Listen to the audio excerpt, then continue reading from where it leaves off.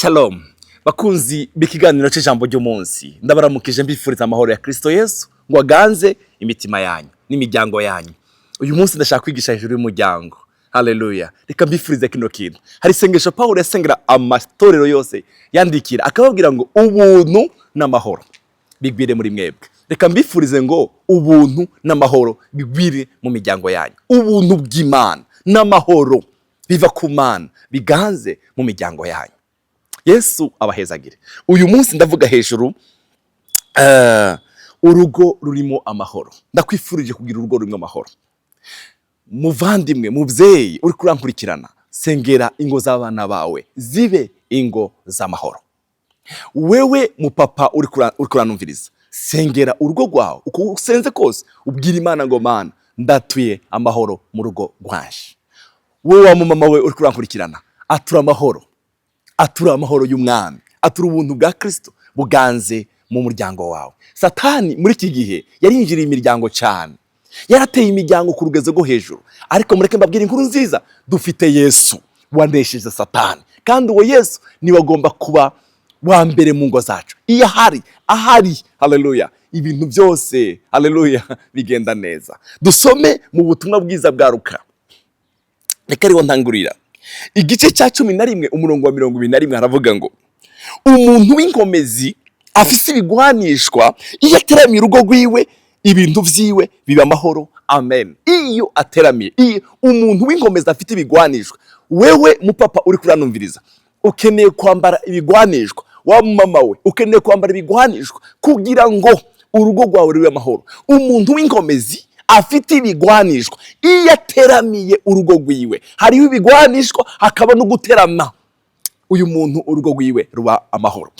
Ibigwanishwa twebwe dufite kuko abo tugwana nabo ntabwo ari abantu baboneka, ni mwe muzahantu mu ijuru, niko Paulo yavuze, yabwiye Abaefeso, n'abakuru. Abandi tubagwanisha ibindi bigwanisho bindi bisanzwe, aba ni mu buryo bw'imwemu tubagwanisha isengesho. Amasengesho ni ikigwanishwa, ijambo ry'Imana ni ikigwanishwa. Ibikewe ijambo ry'umwami, nazani amayeri yiwe aje kugutera, oh haleluya, asange wibitseho ibigwanishwa. Nakuzanira amaganya akwereka ibitaraba, ushimira umwami, umubwira ngo urumubeshi, hirya yeju yadukoreye ibi, uyu munsi turiho kubera we. Haleluya. Iyo wibitseho ibigwanishwa, iyo wibitseho isengesho, iyo wibitseho ijambo, iyo wibitseho amashimwe, iyo wibitseho indirimbo aje kukuganiriza ibitaragenda neza, himbaza umwami wawe, vuga ngo urabereye gushimwa mwami, araburi araba, araburi yaja. Ibike ibigwanishwa kugira ngo urugo rwawe rube amahoro.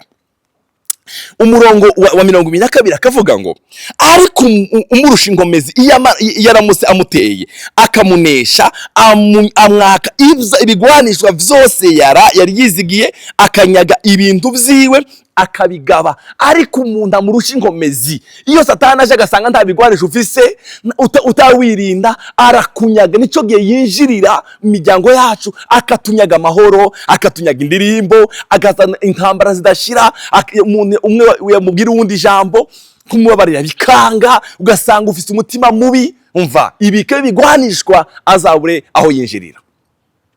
Hari ijambo rikomeye cyane Yesaya yavuze muri 62 umurongo wa 12, umurongo 32 umurongo wa 18. Yesaya yaranditse aravuga ngo kandi abantu banje bazoba mu ngo z'amahoro. Haleluya. Abantu banje niwataramira urugo rwawe, urugo rwawe ruzoba urugo rw'amahoro. No mu munzu habe amarembe, no mu buruhukiro butagira inkomanzi, butagira induru, butagira intambara. Aho niyo nkwifuriza kuba. Paulo abwira abakolosayi, Paulo ari imigwine, yavuze ku bagore, avuga ku bagabo, avuga ku bana, avuga no ku bantu dutunze. Mwumvirize ngene yababwiye. Yaravuze ngo igice cya 3 umurongo wa 19, bagore, yavuze ku bagore, urugo rugizwe n'umugabo n'umupapa n'abana. Habamwe n'abandi bantu bahora badufasha ibikorwa rimwe na rimwe, aba bafise. Hari abo bantu bose bari mu rugo, bari mu muryango. Paulo rero avuga ngene bano bantu bose bagomba kuba mu muryango. Aravuga ngo bagore, bamama, mugamburukire abagabo banyu, kugamburuka, kubaha abagabo banyu kuko bibereye abari mu mwami wacu. Haleluya. Abari mu mwami wacu bagomba kugamburukira abagabo babo. Abari mu mwami. Pawulo aravuga neza, runo rugo nababwiye bw'amahoro rurimwo umudamu, rurimwo umupapa, rurimwo. Aravuga ngo bagore mugamburukire abagabo banyu. Hari ahantu muri Petero havuga ngo mubagamburukire muri byose. Amen. Nkuko bibereye abari mu mwami wacu. Ibibereye abari mu mwami nuko abagore kugamburukira abagabo babo. Umviriza uko yavuze abagabo nabo. Bagabo mukunda abagore banyu, ntimubabere umururazi. Bene data abagabo bariko barankurikirana hano, titubera abagore bacu umururazi. Ntimubabere umururazi. Mu majambo yawe tubere umugore wawe umururazi. Iyo wataramira urugo rwawe, iyo wibitseho ibigwanishwa, ntabwo ubera umugore wawe umururazi. Niyo ari wowe wacumuye umugabo, uramusaba imbabazi, uraca bugufi ukamubwira ngo ndagusavye mbabarira, sinzi izina umwita. Hari ababita bamikazi, hari ababita uko umwita kose, uramubwira ngo mbabarira. Kubera iki? Hari ibigwanishwa wibiseho. Haleluya. Hari ibigwanishwa wibiseho. Ndagusengeye ngo uyu mutima uwugire. Umviriza, yavuze ku bana, aravuga ngo bana mwumvire abavyeyi banyu muri byose. Bana ndasengeye abana bariko barankurikirana, turafite abavyeyi. Bana mwumvire abavyeyi banyu muri byose. Ari ijambo rivuga ngo mwumvire abavyeyi banyu kugira ngo iminsi yanyu irambe, kuko ibyo aribyo bishimwa mu mwami wacu. Ibishimwa mu mwami nibiki? Nuko abana bumvira abavyeyi babo. Haleluya. Ibyo nibyo bishimwa mu mwami. Hari abana nyuma y'imyaka 10 ninga wumva kuri gitangaza utumvira abavyeyi, kuri iyo nonera wewe. Bana mwumvire abavyeyi banyu, mwumvire abavyeyi banyu muri byose, kuko ibyo ari byo bishimwa mu mwami wacu. Base ntimukarasa abana banyu ngo ntibaranduke imitima. Hariho igihe abavyeyi tugira ibintu bitandukanye, tukigira ibitangaza, ugasanga umuntu yinje mu rugo, abana bagahunga bagaja mu byumba oya, uwo si umuco mwiza w'abavyeyi. Uwo si umuco mwiza. Umuco mwiza w'abavyeyi nuko vugana n'abana niyo umwana akoshe. Iyo umwana akoshe, rero data hariho kintu nize, hariho abavyeyi bakubita abana babo mu gihe bitanakenewe. Ariko kandi sindabubujije kubana, kuko biri yavuga ngo hano umwana wawe akiri mutoya umutoza indero azorinda asaza. Ivyo turavyemerewe n'ijambo ry'umwami, ivyo turavyemerewe. Ariko kandi tugomba kwereka neza ico bakosheje. Imana ibahezage. Hari ijambo rivuga hano mu gitabo cy'Abakolosayi 3:22, bagurano mwumvire basobuja bakumubiri muri byose, atari iyo babagarikiye gusa kabanezereza abantu, ariko mubakorere mutagira ubupfunya mu mitima yanyu, mwubaha shobuja mukuru. Abafasha abandi bikogwa mugerageze kubikora, apana kubikora kubera baguhagarariye gusa. Oya, ubikore nkaho ufite sobuja mukuru.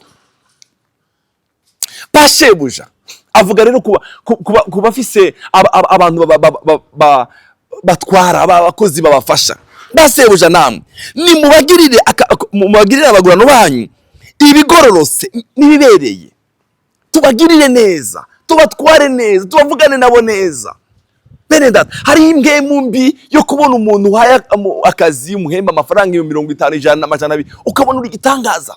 Imana zihindura amateka, uwo muntu uri kurafata gutyo ejo wiwe ndahuzi.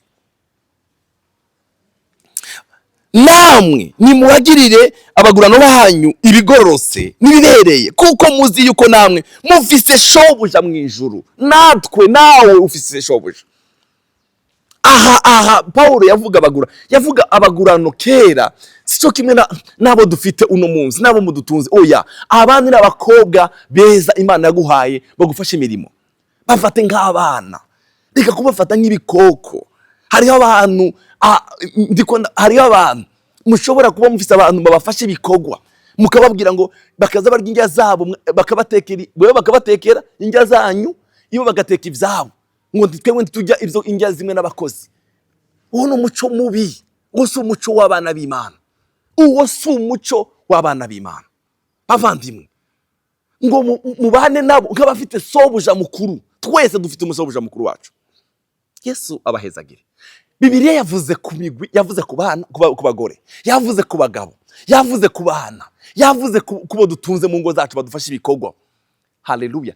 Iyo migwi yose yabavuzeho. Umva, mwese reka ndababwire, mwibike bigwanishwa kugira ngo urugo rwanyu rube rurimwo amahoro, rurimwo umunezero, rurimwo indirimbo sha. Yesu abahezagire, abaremera ishimwe. Nabifurije kuba mu ngo zirimo amahoro n'umunezero. Turagukunda Yesu.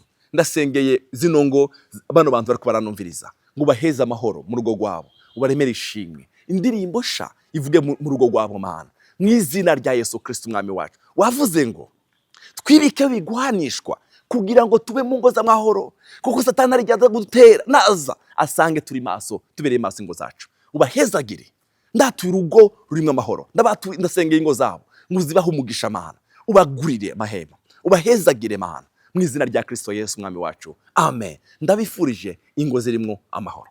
Mana, mana.